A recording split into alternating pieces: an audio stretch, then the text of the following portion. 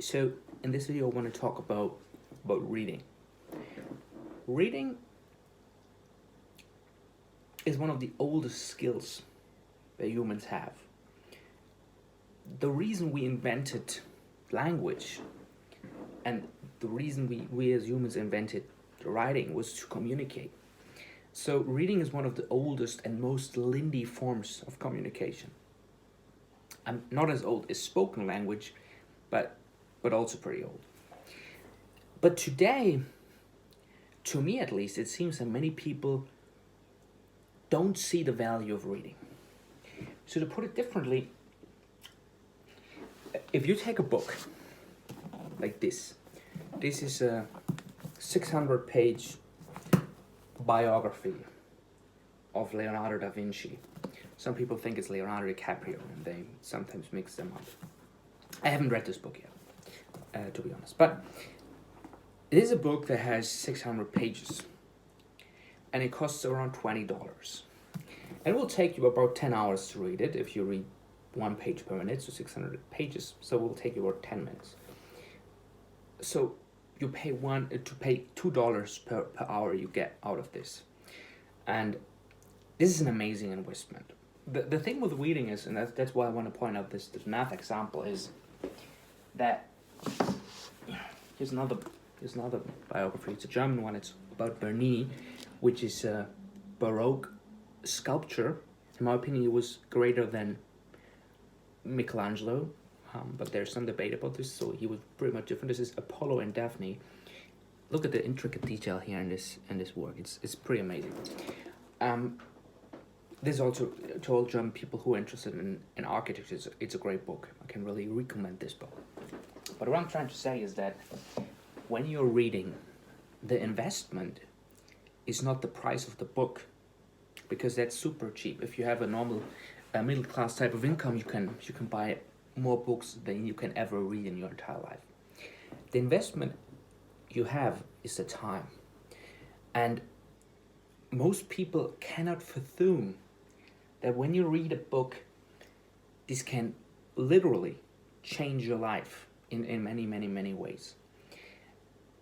I found the discipline it takes to read is acquired over years of training. In my particular case, when I was a kid, I was a voracious reader to some degree. But then after school, it somehow stops because I wasn't forced to read. School forced me to read. But then in 2015, I decided, well, I need to change this. So I read this book called Mini Habits, which was actually a book I was able to finish because it's only 100 pages or something.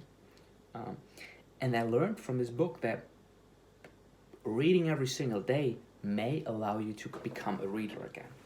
Fast forward 4 years to the year 2019, and I've read over 80 books in 1 year.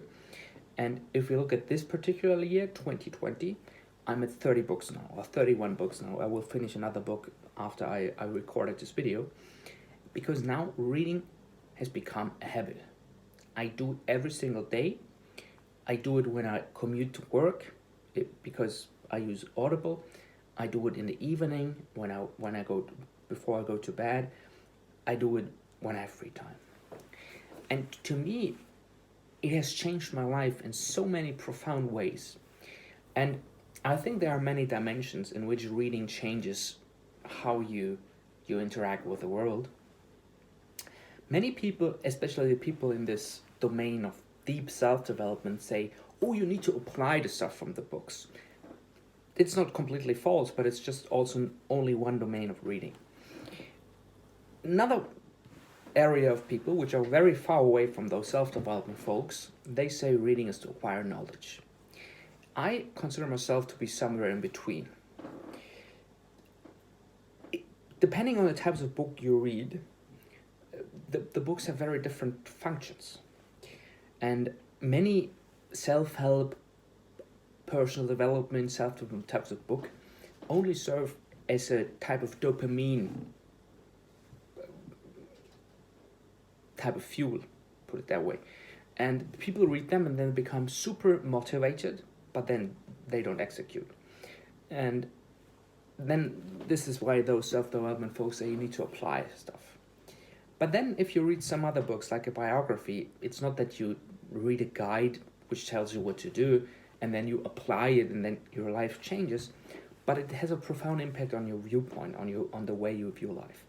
For instance, one of the books I recently read was the biography of Ray Kroc, which is called Grinding It Out.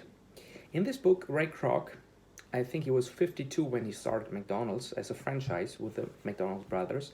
He talks about his process and his mindset of how he approached building up, which is now the biggest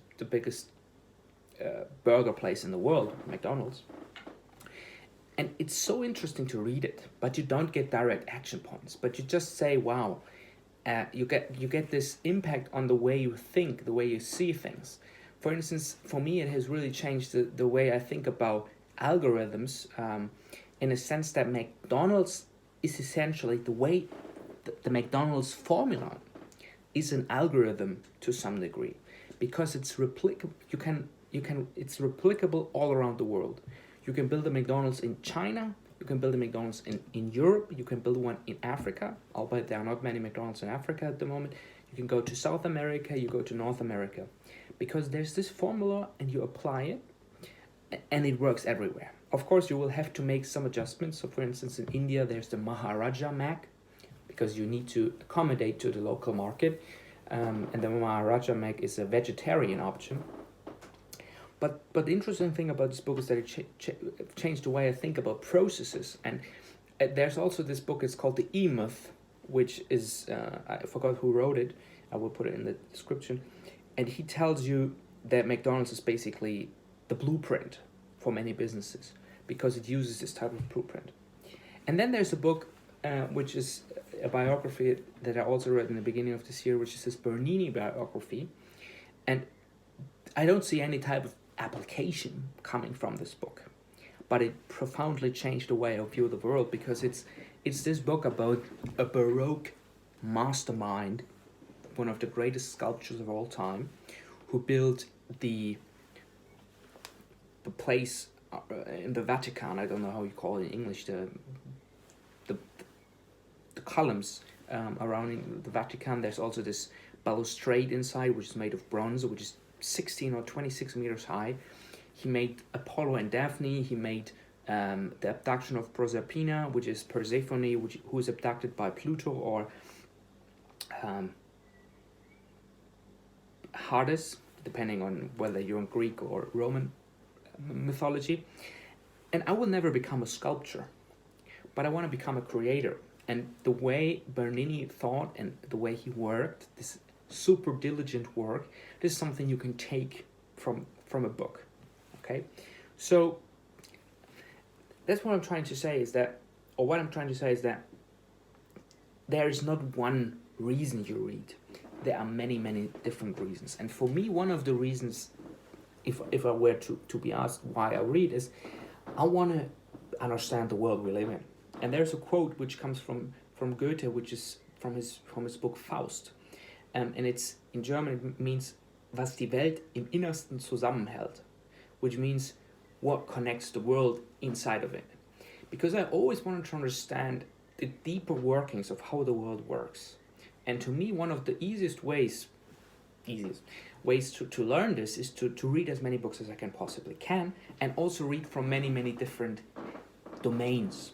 Because with my idea of the Renaissance man, which is this idea that Leonardo da Vinci depicts, that you are a master of all trades, in brackets, and a jack of all trades, but in brackets, a master of none. This is like the negative version of it. This is an ideal I strive to reach, which is an ideal you can never reach. You can try to approximate it, but you will be very, very far away from it, because there's just too much knowledge out there in today's world. But what you can still do by reading voraciously is acquire a much better sense of how the world works. Also, if you read from different ages, read older books, newer books, and people from different continents, and reading novels and also reading non-fiction. I like to read, for instance, I'm a big fan of some of the novels by Michel Houellebecq, who is a I call him the French enfant terrible, because he's a, let's say he's a very controversial author. Very, very controversial. At least he is in Germany.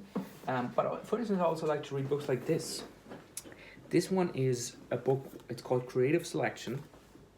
This is a book written by Ken Kocienda. I don't know whether I pronounced his name correctly, but Ken Kocienda was a software engineer at Apple, and he is the guy that wrote the code for the first iPhone keyboard. So in this book, you see it here in this particular screenshot, he explains how the keyboard works.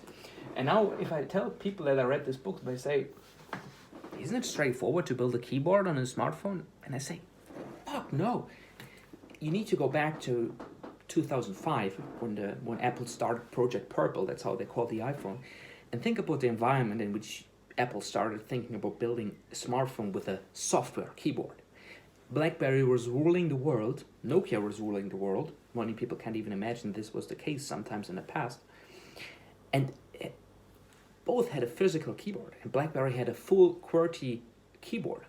And then Steve Jobs said, we will put the keyboard on glass, and there are no physical buttons.